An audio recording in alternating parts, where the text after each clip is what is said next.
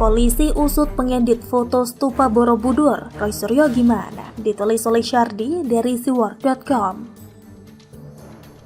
Sebelum kita lanjut, jangan lupa subscribe dan nyalakan loncengnya agar Anda menjadi yang pertama mendapatkan informasi dari jurnal terupdate. Di media sosial, mulai ramai seruan untuk tangkap Roy Suryo karena dia dianggap bikin gaduh dengan cara meneruskan atau share meme patung Buddha yang diedit hingga mirip seperti Jokowi. Mereka anggap ini bukan saja pelecehan terhadap kepala negara, tapi juga agama Buddha.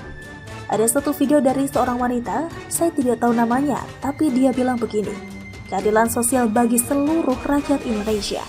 Seharusnya umat Buddha juga marah karena pelecehan ini. Dia juga bertanya-tanya kelanjutannya, apakah Roy Suryo akan diusut atau tidak? Kalau tidak ada tindak lanjut, berarti ada kemungkinan dia dipelihara atau ada yang melindungi. Saya setuju sekali soal ini. Masih ingat dengan kasus Ferdinand Huta Heian? Cuitannya tentang Tuhan lemah, berujung kasus hukum. Meski dia sudah minta maaf, proses hukum terus lanjut. Dia dihukum 5 bulan penjara karena membuat keonaran. Ahok lebih parah, dihukum 2 tahun penjara. Yang sebenarnya kita tahu karena tekanan massa. Padahal dia tidak ada maksud menghina atau menista. Minta maaf sudah, tapi tetap saja kelompok sebelah ngamuk hingga di luar batas kewajaran, bahkan melewati batas kegilaan. Di negara ini ada sindiran buat hukum di negara ini. Kasus akan cepat diusut kalau memenuhi 2 syarat, yaitu viral dan ditekan massa. Maka dari itu Roy Suryo sudah saatnya menghadapi kasus hukum. Dia harus tanggung jawab, bukan seenak jidatnya hapus postingan lalu bilang case close seolah itu masalah sepele. Padahal dalam pasal 45A ayat 2 Undang-Undang ITE berbunyi, setiap orang yang dengan sengaja dan tanpa hak menyebarkan informasi yang ditujukan untuk menimbulkan rasa kebencian atau permusuhan individu dan atau kelompok masyarakat tertentu berdasarkan atas suku, agama, ras dan antar golongan atau sara. Menurut kabar terbaru, Polri sudah mulai mengusut pembuat foto stupa Borobudur yang diedit dengan wajah mirip Presiden Jokowi. Mereka sudah bergerak mendalami siapa pelaku yang telah membuat foto tersebut. Pertanyaannya adalah, apakah Roy Suryo juga ikut diusut? Kalau melihat kondisi seperti ini sih kayaknya Roy Suryo bakal aman. Tapi tidak tahu juga sih. Sebagai mantan menteri, punya gelar bangsawan, efek dari cuitannya jauh lebih dahsyat ketimbang cuitan orang awam tak dikenal. Harusnya dia sadar akan kelakuannya. Mau sindir Jokowi tapi menyeret simbol dari agama lain, ini sangat keterlaluan. Polisi harus adil, jangan sampai kita hanya disuguhi berita polisi datangi pemilik restoran yang menjual rendang babi. Pemiliknya tidak menipu, tapi dipanggil dan diperiksa. Ini lucu. Jangan cuma disaji berita di mana pengendara sepeda motor diimbau jangan pakai sandal jepit. Sebenarnya itu tidak penting. Kalau atas dasar keamanan, kenapa tidak sekalian imbau pengendara pakai Sweet Iron Man? Jadi kalau jatuh tidak kenapa-kenapa, masih bisa bangkit, tertawa sambil berpose seperti pahlawan bertopeng.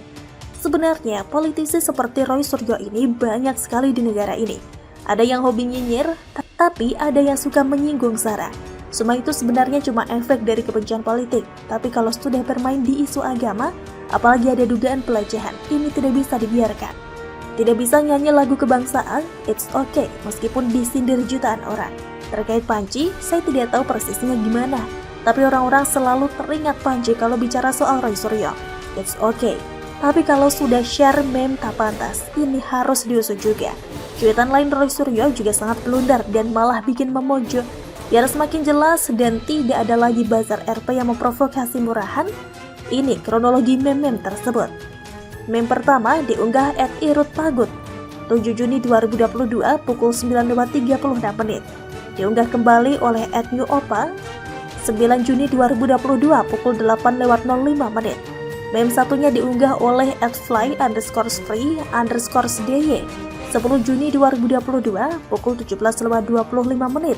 URL lengkap ada di tweet sebelumnya, katanya. Jadi dia share 3 orang terkait meme-meme tersebut. Itu pengunggah meme pertama, pengunggah kembali, dan pengunggah meme kedua. Nah, berarti menurut Roy pengunggah kembali dengan akun @newopang bersalah kan? Nah, Roy Suryo juga ikut share kembali dan ditambah caption versi dia sendiri. Jadi dia salah nggak? Dia pasti tahu meme itu salah dan tidak beradab. Tapi kenapa dia ceritakan di medsos? Sengaja atau memang mau provokasi? Dan kalau merasa tidak salah, silahkan Roy Suryo posting ulang cuitan yang sudah dihapus. Berani? Bagaimana menurut Anda?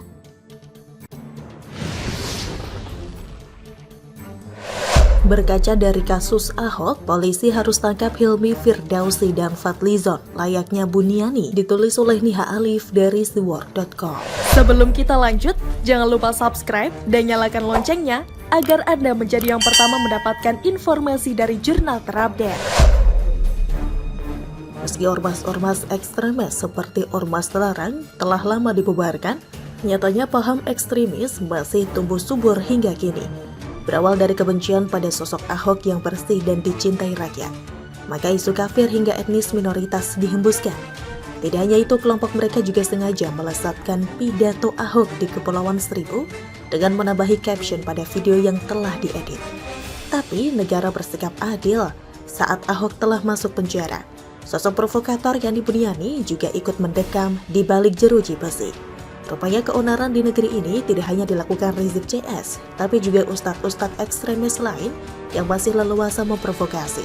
Masih ingat penolakan Abdul Somad di Singapura yang berujung demo ke Kedubes Singapura? Ini akibat dari provokasi jahat Somad yang masih saja dibiarkan oleh pemerintah. Saat negara lain berani menolak kedatangannya, berbekal ceramah sara, negara kita malah terkesan tidak tegas sama sekali. Harapan ketegasan dari seorang Kapolri Listio Sigit nyatanya tidak terwujud. Mungkin dirinya trauma akan kasus Ahok dan tidak ingin jadi korban kedua, lalu membiarkan para provokator ini sesuka hati. Akibat dari pembiaran para ustadz pemecah belah dan sara, kini masyarakat tidak berdosa ikut menanggung dampaknya. Hal ini terjadi setelah viralnya masakan Padang dengan olahan daging babi di Jakarta dengan nama Babi Ambo. Tanpa klarifikasi ke pihak pemilik resto, Ustadz Hilmi Firdausi sudah menghakimi secara sepihak. Dirinya bahkan membenturkan keislaman orang Padang yang harusnya tidak dikotori dengan inovasi masakan Padang berbahan babi. Tidak kalah dengan Hilmi, di Senayan ada Fadlizon yang juga tidak kalah garang mempromosikan warga Minang yang katanya berprinsip pada kehalalan. Tentu saja ulah jahat Hilmi dan Fadlizon disambut dengan kebodohan pihak MUI, yakni Anwar Abbas yang menyuruh aparat menindak pemilik resto. Mirip kasus Ahok dulu di mana gong akhir kegaduhan justru diletupkan oleh MUI. Awalnya kita berpikir kejahatan dan kebodohan macam ini hanya berlaku untuk menjungkalkan lawan politik. Namun kalau melihat korban saat ini justru rakyat biasa yang tidak terlibat politik, justru semakin meyakinkan kalau paham ekstremisme ini sangat berbahaya bagi keutuhan bangsa. Usut punya usut, pemilik resto Padang tersebut juga keheranan saat dimintai klarifikasi oleh wartawan. Pasalnya restonya sudah tutup lama sejak tahun 2020 silam. Pun masakan yang dijual bukan secara langsung tapi lewat pemesanan online. Hal ini juga berlangsung singkat, yakni hanya selama 3 bulan saja. Kemungkinan pemilik resto menilik peluang pasar ke warga non-muslim yang juga menyukai masakan Padang. Jadi sebenarnya kalau mau jujur, tidak ada kesalahan yang dilakukan oleh pemilik resto karena tidak ada niatan menodai kehalalan. Karena tidak ada niatan menodai kehalalan masakan Padang, apalagi keislaman orang Minang. Makanya tidak heran kalau polisi akhirnya melepas pemilik resto karena tidak menemukan adanya tindak pidana. Kalau mau berkaca pada kasus Ahok dulu, harusnya mereka yang mencuitkan kata-kata provokatif seperti Hilmi Firdausi dan Fadlizon ikut dipanggil kepolisian. Jangan sampai permintaan maaf Hilmi Firdausi membuat masalah yang sudah telanjur ramai ini menjadi hal yang wajar. Bukannya dulu Ahok juga klarifikasi dan Buniani juga minta maaf, tapi akhirnya mereka berdua sama-sama mendekam di penjara. Kini, kalau polisi berani memanggil pemilik resto, panggil juga dong Ustadz Hilmi dan Fadlizon untuk menjelaskan cuitan provokatifnya. Pasalnya, provokasi yang ditimbulkan orang-orang tersebut juga memantik kegaduhan lebih jauh. Lihat saja beberapa kepala daerah termasuk Gubernur Jatim Hovifah yang justru melakukan operasi restoran Padang untuk mengecek kehalalan. Nantinya dikhawatirkan tidak hanya masakan Padang dan rendang babi yang jadi sasaran, tapi juga semua produk olahan babi. Meski sudah jelas pemilik warung menuliskan bahan baku babi, tetap saja bisa jadi sasaran amukan massa. Bakso babi dan inovasi produk olahan babi lainnya bisa jadi target berikutnya.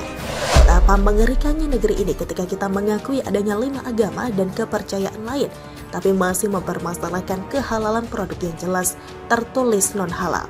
Kalau polisi tidak berani bergerak menangkap provokator seperti Hilmi dan Fadlizon, kedepannya mereka bisa seenak hati kembali memprovokasi. Korbannya lagi-lagi masyarakat kecil yang tidak tahu menahu. Mereka yang menyambung hidup lewat jualan makanan baik secara offline maupun online dibuat ketakutan kalau menjual barang tidak sesuai standar kelompok ekstremis. Selain itu, miris rasanya jika sekelas gubernur Jatim ikutan terprovokasi tanpa bisa melihat jauh dampaknya ke depan. Bukannya menarik simpati, dirinya justru dibully karena mengurusi masakan Padang di tengah kasus buruk yang menimpa Jatim.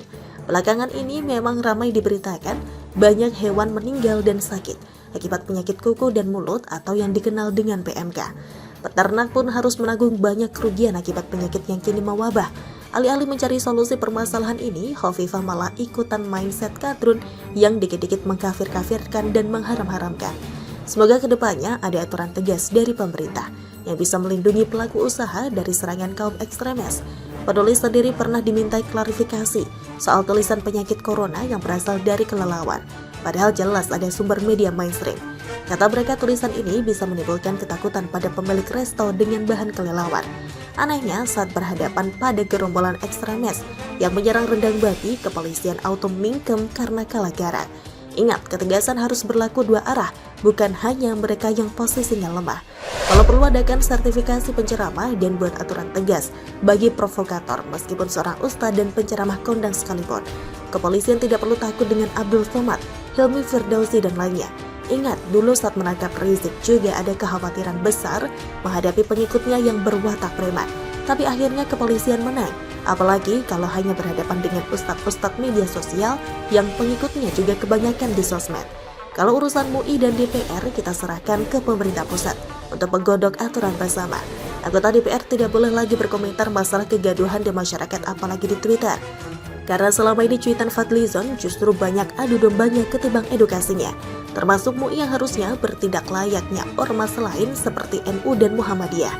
Mereka tidak boleh lagi sesuka hati dan merasa jumawa menghakimi sesuatu.